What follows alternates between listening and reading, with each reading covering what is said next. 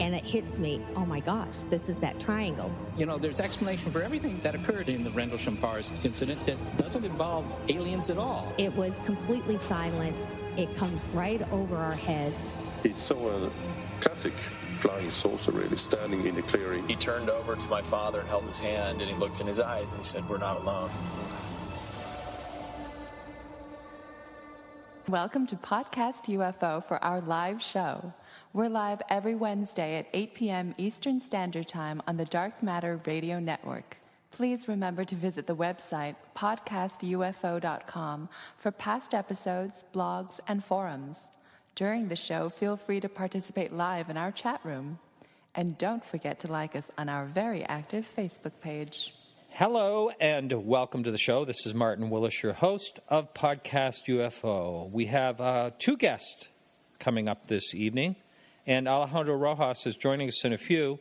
He has something interesting going on, and he's going to talk about that. The guests are John Ventre, he's the head of MUFON in Pennsylvania, and Owen Eichler. He was a witness and has come up with a theory about the Kecksburg UFO Incident, which is coming right up on the 50th anniversary. It's actually a week from today. So we're going to be talking about that in the first and second hour. Now, some of you are scratching your heads and saying, gee, I thought the executive director of MUFON, Jan Harzen, was going to be on. Well, he was, but something came up, and on Wednesday he let me know, so we rescheduled for the 30th of this month, December 30th, he'll be on. T-shirts. I want to talk about T-shirts real quickly. I got some quotes, and they're very nice. They're full. The full color graphics are expensive. They're going to be very costly to make, but I decided I'm probably going to just go ahead and order them. If you'd like to take a look at them, they are quite beautiful, and they're right under our page. You can see extras on podcastufo.com. Just drop that menu down, and you'll see them right there. And speaking of that website, we have blogs and information. We post videos and things like that on there. And also, if you're listening live, our chat room is there. And we also have a call-in number, and that is 603-967-4030. And that's enough blabbing from me. What are you doing, Alejandro? Hey, I'm just chilling. Yeah, but you're not at home. No, I'm not. I'm actually in Houston, Texas. I'm on the bay here just across the street from the NASA Johnson Space Center. At least I think it's across the street. I just got here. I'm at the Hilton. And this is really exciting because there's a guy, I sometimes interview some scientists and astronauts. And those often turn into science blogs on the Huffington Post website. However, sometimes I get these guys who talk about the paranormal. I talked with the scriptwriter to the Will Smith movie. I can't remember what it's called, the last one, Jaden Smith, quite a bit about UFOs and stuff on my podcast. But the guy who I work with, he promotes science in entertainment. And he was able to hook me up with this. Tomorrow, NASA is doing a day for the press where they're going to be promoting the DVD release of The Martian. And so they're going to have some astronauts doing some roundtables and talks. They're going to have the press come in, and we're going to be able to wear NASA jumpsuits and see some of their NASA Mars project, what they're working on, and get some more information about that. So it's going to be really exciting. So it's going to be really fun. So that's what I'm here for. That is exciting. Yeah. Now, what do you think the movie The Martian has done for NASA? Do you think it's helped them, possibly get more interest in funding some of their projects? Well, what's interesting about NASA these days, and you probably see this as well, because, following the UFO news, of course, because we do the UFO headlines, but I also look at space, and people might not know this, but I do have a Twitter account called Astro Trippin'. And all I do is I tweet commercial space and mostly space tourism type of news articles. But NASA is out there a lot. I mean, they're doing a lot of marketing, and it's a little bit easy for them in that people love space. I mean, people love NASA. They love to see what they're doing. So I don't know that NASA or The Martian has been a huge boom for NASA in that it's brought a ton of attention, but in that they always have a lot of ongoing attention because Kepler brings a lot of attention. That's all true. of these new pictures they get. The videos and pictures from the ISS, the International Space Station. I have heard some kids, high school kids, saying that they are inspired to work for NASA because of The Martian. So hopefully it does inspire them. But I think a movie comes along every so often about space and space travel that really inspires people. So that's going to be a lot of fun. And so I'll talk to astronauts about, what media maybe inspired them. But, of course, in our field, UFO pictures and videos, space pictures and videos often create a lot of fervor as well. And I'm curious if these guys get frustrated. So, for instance, and I apologize if this offends any of yours or our listeners, the pictures of rocks on Mars that people say are rats or Sasquatch or what have you. There's a dome one now. Have you There's a new one every week, and it's very frustrating for me, and I'm sure it is for them, that, these UK tabloids, which you and I have been talking about, we're like in the era.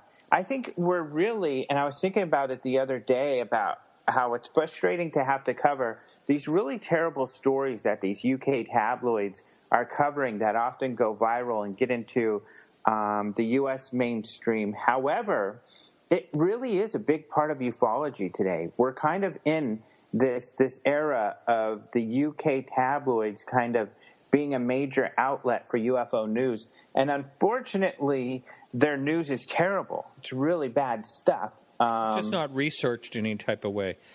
Not researched at all. In fact, in our UFO report that we do on YouTube, wanted to get this out real quick. Friday we're going to have it, where that recent one where Scott Kelly, the astronaut on the ISS, took a photo and tweeted it, and people said there was a UFO in it. Oh, right. All I had to do was lighten up that photo, and you could see that it's actually a reflection off of the structure of the ISS outside of the window. Right.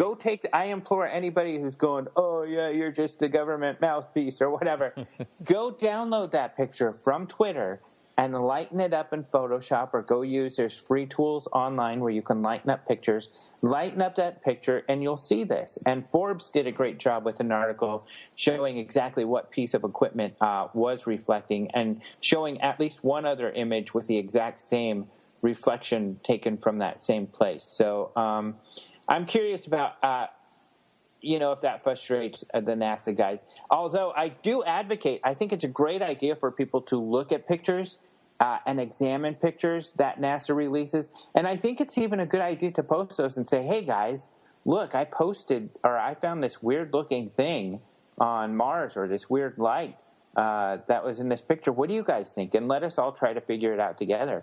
Because maybe, hopefully, some of the, one of those things will turn out to be something anomalous. But rarely do they these days. And speaking of pictures like on Mars and on the moon, but on Mars, there was talk about the possibility of some, like, almost fossils. That was actually kind of interesting, because there was actually some people that are fossil hunters that was looking into that a little bit. But how can you tell? Those are from photographs. That's right. And no, yeah, I'm not going to say that was definitely, but a possibility.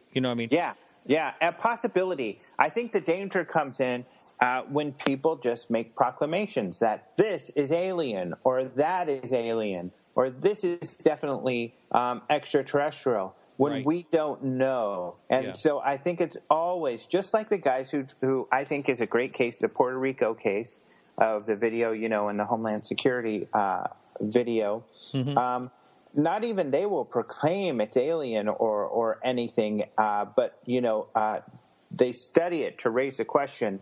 We have not been able to answer what this is yet. This could be possibly something strange, but to that's what gets difficult. There's a lot of these sites that get the attention from the UK tabloids proclaim things to be alien and extraterrestrial when we just don't know that to be the case. And often it turns out not to be the case. And what I find, I start to curious their motivations when their proclamations continue to turn out to be wrong. Right. You'd think that would teach them to be a little bit more careful, unless they're just doing it for, sensational. Yeah, for the splash. Yeah. You mean that's not actually a flying saucer junkyard on Mars? I thought I saw that. Yeah. I thought I saw that. Yeah. Rusted out flying saucers. Yeah. Take those with a big grain of salt, about the size of Texas. Yeah. Well, hey, thanks so much for chiming in on your road trip there. And hey, wait, one more thing. Do you know who the astronauts are that you're going to be meeting? Oh, I forget their names, unfortunately, and I don't have the paper in front of me. I could bring it up real quick, but and I could do that. But people can also follow my Facebook and hopefully my Twitter. I'll do it too, but definitely. I'll try to post some pictures as often as I can. Yeah, and that's just on Facebook, Alejandro Rojas. Yep, Alejandro Rojas, and also Astro ATR when it comes to. But the astronauts, let's see, we're going to have. You know what? They don't give me their titles, but they do have Aditya Sood, Tracy Dyson, Don Petit, I think he is, and Jim Green via satellite. Coming in through satellite. Yeah. Well, you have yourself a great time tomorrow, and I'm looking forward to seeing the pictures. Yeah. Thanks for having me on, and I'm glad we could work it out. Yeah, everyone. So hang in there just for a minute. We're going to have a quick music break, and we'll be right back with John Ventre and Owen Eichler. Thanks, Alejandro. Yep.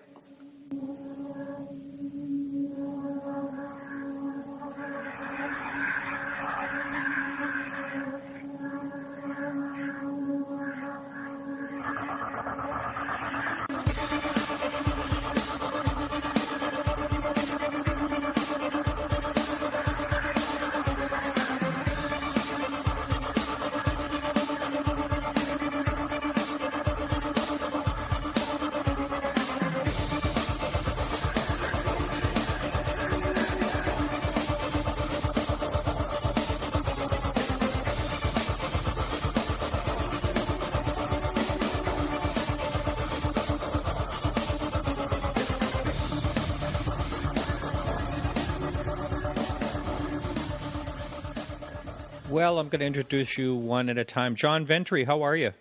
Good, good. Thanks for having me back on. Yes, and Owen Eichler, welcome to the show.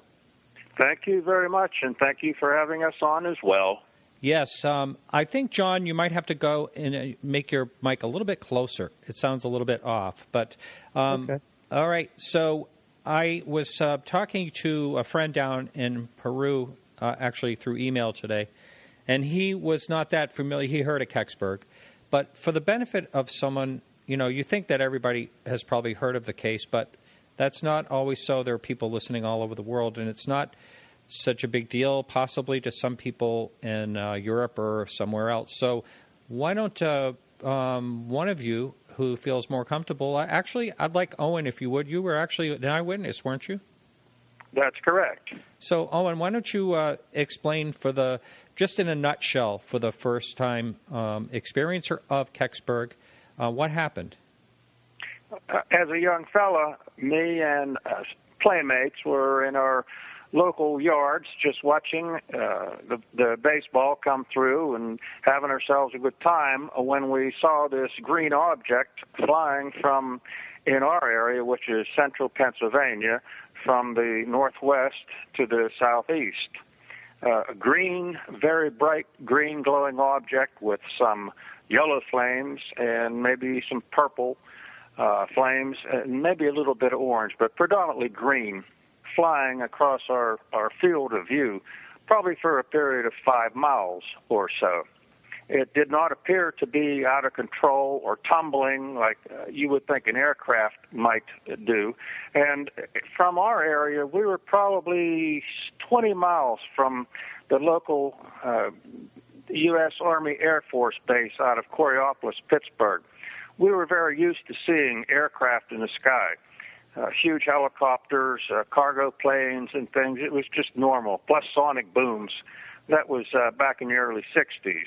And so when this came across, we were very surprised to see it. I called attention to it with all my playmates, and probably have, I'd say, about 8 witnesses that had seen it back then. It was an incredible sight for us. Oh, I bet. And what time of day, was that like early evening?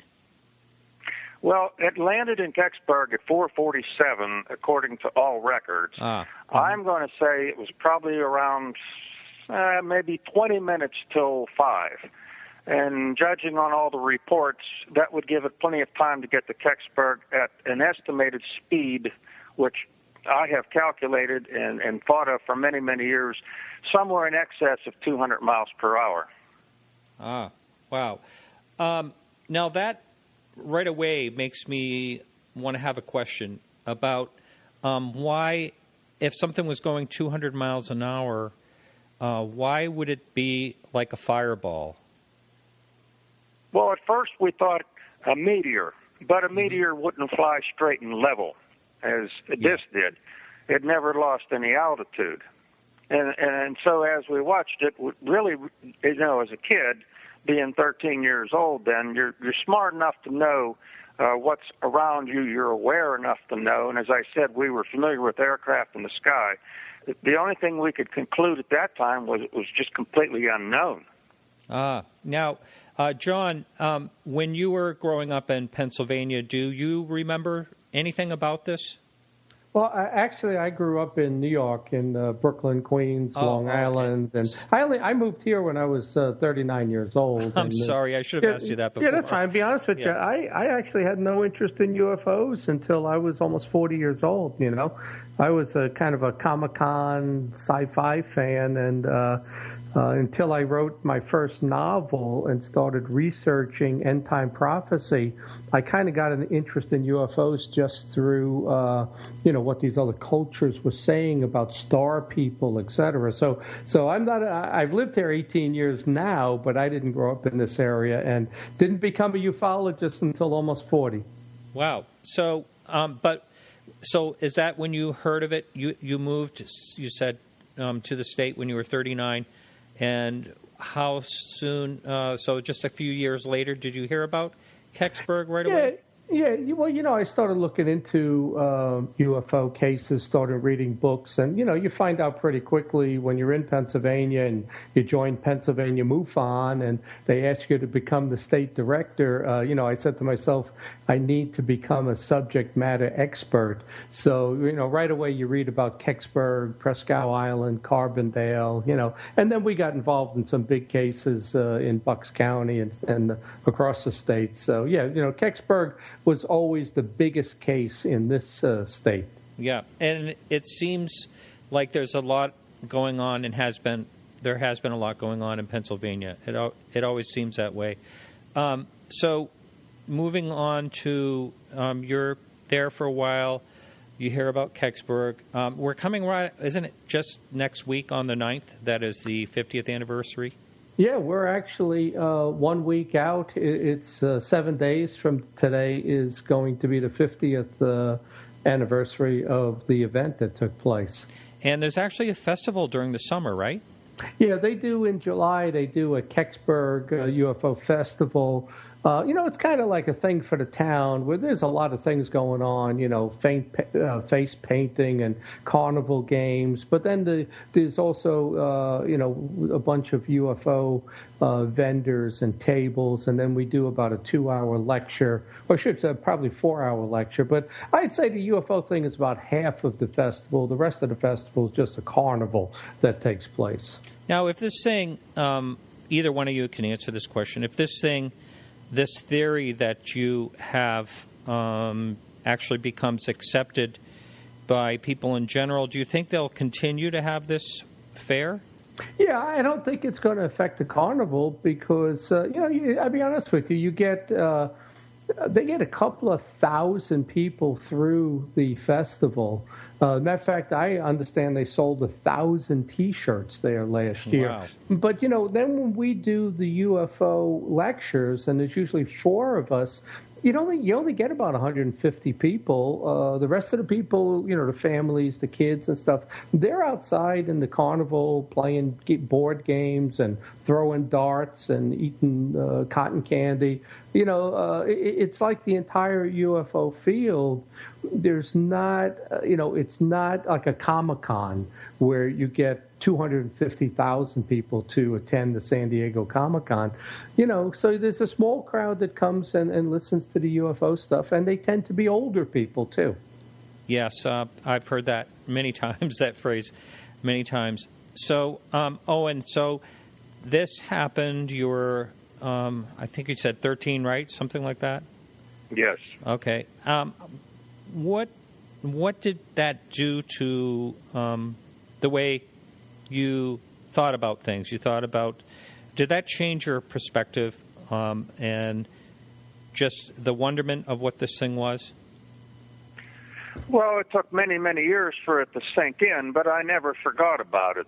And from 13, we'll say, to my age of 18 to 20 or so, during that short time period, I really didn't concentrate on it a lot, although I was an advocate and I did many science projects on the space program at the time in the early 60s. And I got all A's on them, by the way. I really enjoyed doing projects on the Apollo, well, starting off with Mercury, then Gemini and Apollo. Then I got really interested in it in my college years, and I decided, well, I'd like to look into this more. And that's kind of what has brought me to where I'm at now, which is a complete forensic study of the event based on the facts and the witnesses. And that's completely different than's been done before, because before all we had ever had was a he said, she said, second, third-party witnesses, and maybe a couple first-party witnesses that weren't necessarily there. For example, I worked in Kecksburg for a while as a service manager for Pepsi-Cola Company and talked with the firemen. I talked with people who worked at Pepsi-Cola and the neighboring people. And I really, really, at that point, got very interested in it. And so getting back to the forensic study, this is the first study that's been done looking at all the available information. I'm sure you've seen the shows on television, CSI and such, where they do forensic investigation where they look at the small details. Mm-hmm. And that's what I had done in all my research on this paper, because I wanted to be sure that I wasn't going to be disqualified or rejected out of hand because I just said the same thing that had been said for many, many years without showing some kind of evidence of studies that were done after World War II on reentry vehicles, all the different types of launch vehicles that were used and launched into space, all the programs they had, especially Program 437, which is kind of what our article focuses in on, and that was the use of reentry vehicles to take pictures in space of enemy or perhaps even friendly objects. And then the pictures would be jettisoned back down through the atmosphere and picked up by local aircraft, our U.S. Army or Navy aircraft, or even our Navy flotilla. So that's kind of where I had gone from the early age of 13. I had taken it through all these years to do a very good quality study and not just go by hearsay or stand up there and say, I saw it and I know what it is. Yeah, and also, hey, Owen, you're the only investigator that actually saw it. Correct. No, everyone else who was talking about this, no matter what venue or media, they never saw it. Oh, yeah. Now, approximately how many witnesses? Any idea? Well, John, how many witnesses would you think you've run across over the years? Well, down in Kecksburg, when they do the festival, and they just did that 50th anniversary down there, they had about a dozen witnesses, and there were some that I know of also who didn't show up. And, and Stan Gordon always says that there's, he's always being contacted by other witnesses. And I've actually been contacted by people who said they saw it, through the course of my being with MUFON. And I've always referred them to Stan Gordon. So, I would think there's probably a couple of hundred witnesses since this thing was in the sky. I mean, Owen alone had 8 witnesses, although they were teenagers. Mm-hmm. Okay, so this... who contacted who? Did you contact John about your theory? I believe it was some time ago, wasn't it? Yeah, well, actually, Owen contacted MUFON, the organization. I see. Uh-huh. And they referred him to me. That was back in February of this year. Because I'm the state director, they referred the call to me. So that's how we hooked up. But, we had never met, so, that's how we ended up meeting. I'm surprised that Stan Gordon wasn't contacted. Well, Stan Gordon is not an investigator with MUFON. He elected to go private on this, and Okay.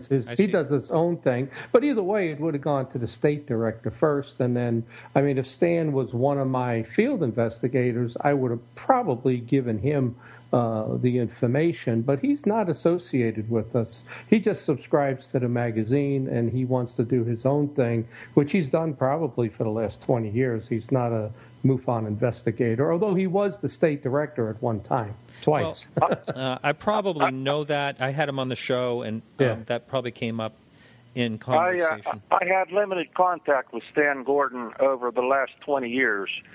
And one, of course, was to try to get some information from him and share some information and get one of his DVDs.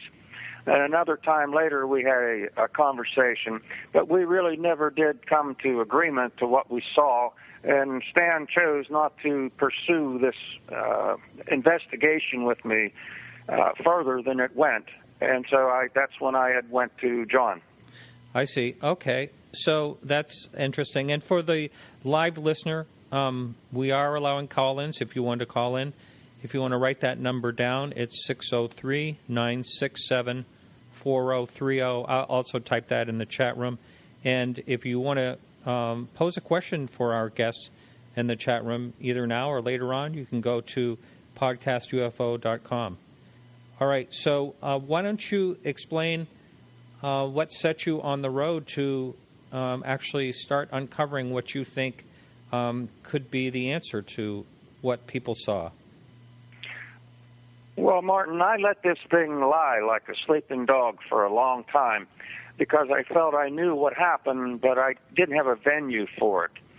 But then I started seeing the things that Alejandro talked about earlier in the conversation or your show, where we have so many stories coming out that lack evidence, and they get propagated, and people will talk about them in ways that might try to convince you it's an alien or UFO. My story is that if you want to really get to the bottom of stories that are going out there, you want to eliminate the subterfuge. You want to have something there that people can sink their teeth in and then know the difference between what's alien and what isn't alien. So that started me on it. Then the second part, when I got into it deeper, I decided, well, gee, we ought to try to explain to people just what the amazing capabilities of man is. For example, do we really want to believe that aliens are going to come to this Earth in this MK2 Mark II General Electric Reentry Vehicle, a copper blunt body vehicle, basically a big hunk of metal, and fall to the Earth? That doesn't sound right. If we're talking about something alien, advanced knowledge, it's going to be a whole lot different than what fell in Kecksburg. Yeah, some may argue that, it could be some type of probe or something like that. just for that case alone. Although it wouldn't actually, I wouldn't think something would land like it did. It was more or less a crash landing, unless it was having some type of, trouble. Anyway, so this thing, after it landed, did anyone actually run into the woods to find it, or was that all just the military? We have several stories there. One has only come to light in the last few years about two young boys hunting rabbits. They, according to the story they published on the internet, these two boys saw it come down and they went over to it. They never told anybody about it. They were the very first witnesses. At this time, I can't remember exactly what website it's on, but they tell a very interesting story of what they seen. And it turned out to be pretty much what we described, smoldering in a bunch of trees and buried, partially buried. It's quite amazing that they described that, and they never ever came forward until a few years ago. Wow. Okay, so why don't you basically tell the story of what you think that really was? This was a blunt body vehicle, and by that I mean in the early days of reentry vehicles, various types and styles of reentry vehicles were tried. The thinking at that time was that you were going to use something with a nose cone, a pointed, sharp nose cone going forward into the atmosphere on reentry. But the problem with that was the heat of reentry would burn up the nose cone. They realized they had a heat problem. So based on the early research in the late 1930s done by the German scientists, incidentally, they were working on what they called the New York bomb. They wanted to send a rocket to New York with some type of a delivery system that could be guided to New York, because in those days the rocket could get in the vicinity of the East Coast, but it probably could not get to the target. And so they did some extensive studies on how they could bring something down through the atmosphere that would be able to put the heat away from the reentry vehicle and preserve the payload, which in that time was supposedly a nuclear device. So General Electric got the idea from these studies, which they had captured from the German scientists, and incidentally, it's in our references. The particular study I make reference to is the Allen and Eggers references, where they actually did wind tunnel tests and hydraulic fluid tests to show the flow of media around an object. Now, this object was, if you would want to picture a funnel, this object had a flat nose, just like the funnel would at the large end. And at the smaller end of the funnel, that's called a cone. So the whole entire vehicle would be called a spherical, conical body reentry vehicle.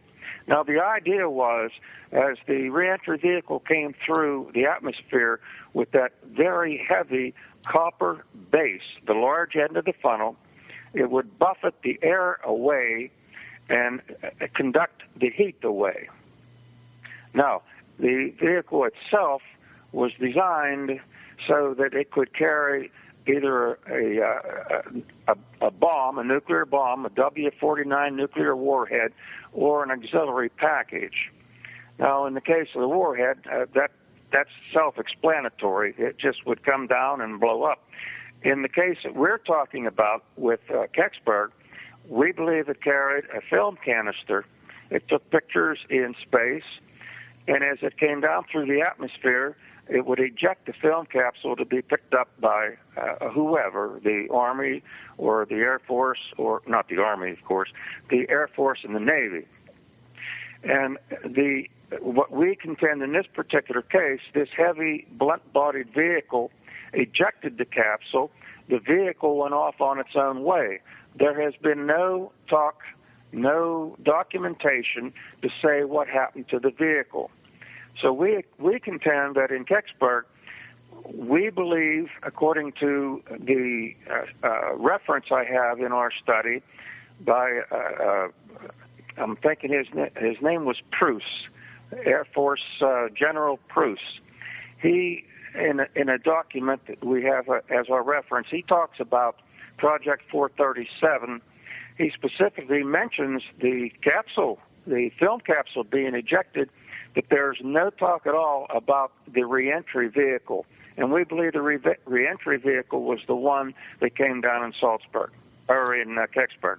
Yeah, let me just, for the non-scientists out there, because Owen's an engineer and a scientist, I just want to say, to answer your question, this is a spy satellite with a camera system and a nuclear generator, atomic generator on it. That's what came down. This thing was meant to take pictures over Russia. It had a camera system. So the important thing here was they didn't want the Russians to know they were taking the pictures. And the other important thing is that when it came down, it had an atomic generator, radioactive generator. That's why they reacted so quickly and got into the woods to recover it. Now, the question I have on that, and it's my job here to kind of play devil's advocate too, but the one question that comes to mind instantly is, why would they have some type of nuclear generator or whatever it was on something that was planned to re-enter? Well, here's the answer to that. It wasn't planned to land on Terra. It wasn't supposed to land on the Earth. It was supposed to go in the sea. Almost all of these reentry vehicles went into the sea.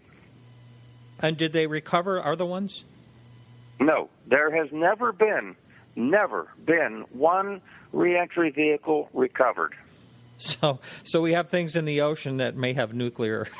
But, you think about that, Mark, that's exactly right. They got these small they were atomic generators, I guess, at that time. They weren't the type of nuclear generators we have now. But you've got hundreds of these things that sunk to the bottom of the ocean. We're worried about Fukushima. And yeah. I guess this is a drop in the bucket when you think about a comparison to, literally to Fukushima. But these things were landing in the ocean. They have these radioactive generators, and Owen can tell you what they used, what type of material was in it, and it would sink to the bottom of the ocean. Wow. And last week, ironically, I had a rant about nuclear waste. Had nothing to do with UFOs, but anyway, so that is really interesting to me. And another thing was, so this thing was able to eject a photo of a camera canister or whatever it was. Mm-hmm. Is that just randomly, or was it remote controlled? Oh, everything was controlled by communications. And that, in part, is why it had the radioactive thermal generator on it, because it needed to power the electronics, power the guidance, steerance, and communications. It had an antenna on it. If the listeners or you look at the schematic picture of it, it had an antenna on it and radio and communications gear. So not only could they time the release of the capsule, they could also steer it to the target in space that they wanted to take a picture of. I see. Now, I'm going to ask the questions that in this blog that was written, that's actually you can find on Podcast UFO, the total, the description of your paper here. It's all in there. But I'm going to ask the questions that John had basically asked you, and just so you can answer, because these are questions someone would think of if they were talking about Kecksburg. How did the object turn, slow down, and perform a controlled landing? And that, again, is a technical issue. John, if I get too technical, tell me. Good.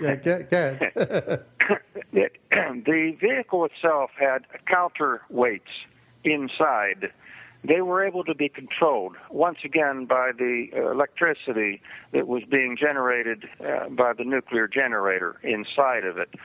Now, if you look at this with the large end of the funnel going forward and the cone end on the back, the center of gravity is more towards the front of the vehicle. And all it takes is a slight movement of a sort of round weight on a axle, we'll say, to move forward and backward inside the vehicle to make it tilt up or down.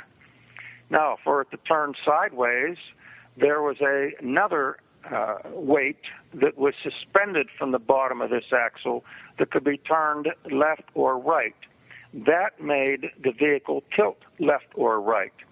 Now, it's important, too, to remember that the flat end or the large end, blunt body going forward, was actually a wing. In other words, it was a semi-sphere winged surface, which is aerodynamic. If this thing is going forward straight in space, it can tilt the actual aerodynamic forces on the face or the large end can make it either climb or rise or turn left or right. And that explains why we've seen many years ago, and in other cases as well, these vehicles flying in a straight and true line. Actually, they even climbed, and the Air Force, in our reference, Project 437 reference, decided to discontinue it because it moved too slow through the atmosphere and was subject to be shot down by enemy aircraft. So basically, Marty, the thing was body surfing on the air, and as it leaned one way or the other, it was able to turn. And there's actually a quote that we got out of the references that Owen had that said, these were U.S. Air Force missions that evaluated reusable, maneuverable reentry vehicle designs that might be able to fly to a precise landing point on Earth. So we know it was maneuverable. But how would you say that one witness I heard say that he thought it did basically a U-turn? That's really odd, wouldn't you say? Well, yes and no, because no one yet, and I've talked to many people, we have not found a witness yet that tells us what the radius of that turn was. From my studies and what I've seen and can understand from all my reading is that I would not expect it to make a U-turn in, say, maybe an eighth of a mile, but it could make a U-turn in a quarter of a mile. It would have plenty of time to do that. And, of course, a half a mile is not very far in visual sight, and it would be certainly capable of doing that. Yeah, the way I understand it, it kind of banked left to avoid Cleveland, banked right after it passed Pittsburgh to kind of make its controlled landing in this rural area of Kecksburg. And, and I find that really interesting in a couple of, for a few reasons. If you think about, Flight 93 on September 11th, that plane went down after it passed the population centers. So now, whether we deliberately took that plane down or the passengers crashed it so it didn't get to D.C., this thing did the same thing. They couldn't have it crash into Cleveland, so it made a left. It banked. So they actually knew where the object was somehow? Absolutely. Even though NASA says they didn't track it, we know that Canada did track it on radar, but the NASA story was that this thing was never tracked on radar. And the reason that is totally a lie is because once it landed, they were there in 40 minutes. How do you get there so quick? They were definitely tracking it, and we know that it was maneuverable. We have the statements that it was, and it turned twice to avoid population centers because they couldn't have it hit. It couldn't hit Pittsburgh and have a atomic, radiation, on the U.S. Steel building, right. So it was maneuvered to avoid the population centers. So I would think that the same place tracking it would be the only place that could maneuver it. Well, I would think that I don't know how they maneuver it. Owen may be able to answer that, but they had the ability to do that, and it had to be tracked. What do you say? They wouldn't have been there. They wouldn't have been there so quickly. Yeah. Owen, what do you say to that? The people tracking it had to be the one maneuvering it. You don't think so, or do you think so? Well, it's just like our telephone call here. we're talking to you in a different part of the country than where I am and than where John is. Communications back then were so far advanced compared to what we had as kids with television, just local television. They could do it from anywhere in the world, and they could switch from one communication center to another. Okay, so you're saying like one person was communicating with, I wouldn't know how they would know, but I guess if it was NASA. From radar. They know from radar where it's at. It's approaching Cleveland. Bank it left. Again, I'm playing total devil's advocate here, but how would they know that, all right, say all of a sudden someone's tracking this object, how would they know that it is indeed the reentry vehicle? Well, at that time, they knew where everything was in space. And don't forget, back in those days, there might have been a flurry of activity between the Russians and us, but it's certainly a lot less than it is now. And look at our traffic controllers at airports. They can control hundreds of planes all at one time. Yeah. Well, the other thing to keep in mind, too, is when you go to the logs on these launches from Vandenberg or Johnson Island, most of them, nearly all of them, list an outcome, so they know exactly where it went. There were only a handful, let's say, or more than that, that didn't list outcomes. So they're looking, obviously, at this one that they don't have an outcome. It didn't go where they wanted it to because it went offline. And a good example is, and I don't think we've said this yet, but the one on December 7th is the one we're talking about. It may not actually be the one that came down because we found in the logs that they could come down, it takes probably a half hour to come straight down, or 2 days or 2 years for one of these, so they're tracking them. But what happened was the one launched on the 7th, it missed its coordinate by about a half a mile, and it was listed as not having an outcome. And the thing we know is that they also launched one on the 9th that had the same problem and came down in the ocean on the 11th, and that lists the outcome. So we know that 2 days is a very possible landing for this, and so that's why we're saying the one on the 7th that went haywire could have landed on the 9th, because the one on the 9th came down on the 11th. But the bulk of these have outcomes. And I'd like to add, too, nobody is entirely sure that the list of launches and their outcomes are entirely accurate. Okay, how far away is Kecksburg from the ocean? Oh, boy, probably 800 miles, John? Well, no, from the Atlantic Ocean, we're I would say 400 miles away. 400, okay. But these were launched out of the one we're talking about, let's say close to Hawaii in the Pacific, and the others were launched out of Vandenberg in California. And I'd like to add as well, these were what's called polar orbits. Yeah. In other words, they circumnavigated the Earth over the poles with the objective to land reentry vehicles into the Pacific Ocean. Now, this one was the one we're talking about that landed in Kecksburg, came over the North Pole, and as John said, headed for Cleveland, but they could see that they couldn't land it anywhere unless they turned it. And when they did turn it, its path moved from Ohio over the Pittsburgh area. If it had not cleared the Appalachian Mountains in central Pennsylvania, it would have gone straight over Washington, D.C. and into the Chesapeake Bay. I see. Now, I'm going to continue with the other questions in just a minute, and we have a question up on the message board too. But so if this thing was more or less a spy satellite, we'll say, just for the lack of a term that I'm thinking of,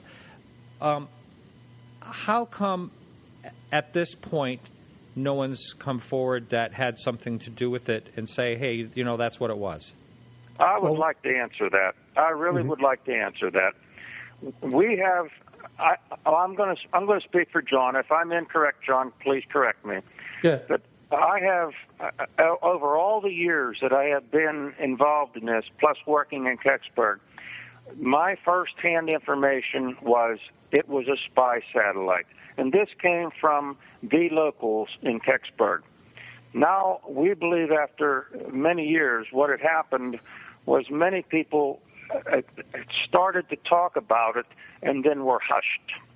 And to this day, we know that I know there are a few witnesses that claim they know nothing about it, but yet the town itself, half the people in the town that are still alive and were there say it happened, the other half say it didn't. And that's ridiculous because something happened. Yeah, well, we know that the military was there. Witnesses say that there were about 24 Army personnel on the ground.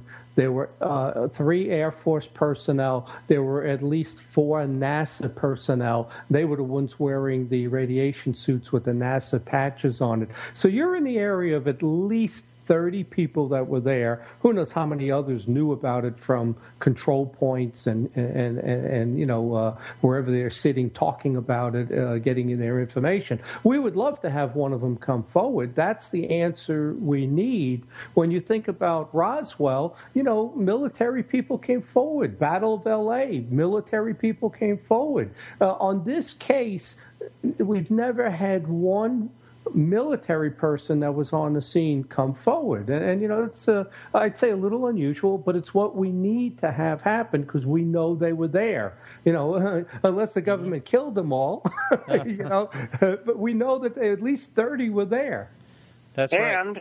And on top of this, Martin, in our area where John and I live, it was a particular hot target for the Russians back during the Cold War. We have, in our whole area, we have now dismantled what they called Nike sites, and they carried missiles to intercept something coming in from the Soviet Union. So we know from these dismantled sites, and even I have visited them, a lot of them now are closed down now and made into other facilities. But we know that there were plenty of military people there, some of which settled in our area. And we'd like to see those people come forward. Well, we're hoping with this article, if it can get the media attention and get out there, that one of these people that were on the scene will come forward and say, now that you finally identified what it actually was, not Cosmos 96, not the supposed Bell Project, not an alien craft, that maybe now they'll say, okay, it's been identified. I'm not the one coming forward giving up the secret that it was a spy satellite. Not that that even matters now, and then the person hopefully will come forward and say, yeah, I was on the scene. We had to get it out of the woods because it could have been a radioactive leak. We had to keep it quiet because it was a spy satellite. I'm hoping that happens. Okay, just another question about the reentry itself. The thing that you described earlier, the green glowing or the green fireball, why would... or let me just say this, had any other reentry vehicles that you're aware of, were there any accounts of like the fireball type of thing? Okay, what happened back in those days, there were 2 types of reentry vehicles used. The Americans used the Mark II, and they moved then to a Mark III, which had a completely different reentry base. They went to a phenolic plastic then, and that was used on the Mercury capsule. But at the time this happened, the Americans were using the blunt-bodied Mk2 vehicle, which they phased out. The Russians were using a completely spherical body. In other words, they didn't want to guide it. They didn't care if they guided it because the Russians made those things hundreds and hundreds and hundreds, and their idea was a shotgun approach, where our idea was to steer something to preserve, preserve what they can and not even miss the target. They wanted to get there. So those were the only 2 vehicles available. And at that time, it's fairly easy to see not only what vehicles they were, but what rockets they were carried on. Yeah, and we know from the photos of this RV that it had the copper heat shield. So we know that for a fact, and that's what was glowing green. So, I don't know that an alien craft that we've all kind of agreed uses some sort of anti-gravity, zero-point energy. I don't know. They wouldn't need a copper heat shield because that's not how they move around. They're not worried about entering the atmosphere like that. They just have a totally different propulsion system. But the interesting thing is, back in the late 50s, if you ever heard of Dr. La Paz, there were these green fireballs in New Mexico that they couldn't explain. They used to call them meteors, green fireball meteors coming down in New Mexico. And nobody ever knew what these things were. But I think we have also figured that out, that in the late 50s, they were testing this technology in New Mexico and trying to maneuver these things and trying to see if, figure out, obviously, the heat shield. And those are the green fireballs coming down in New Mexico. So I think we've answered 2 UFO questions here. You got a twofer. Oh, yeah, 2 for 1. How you like that?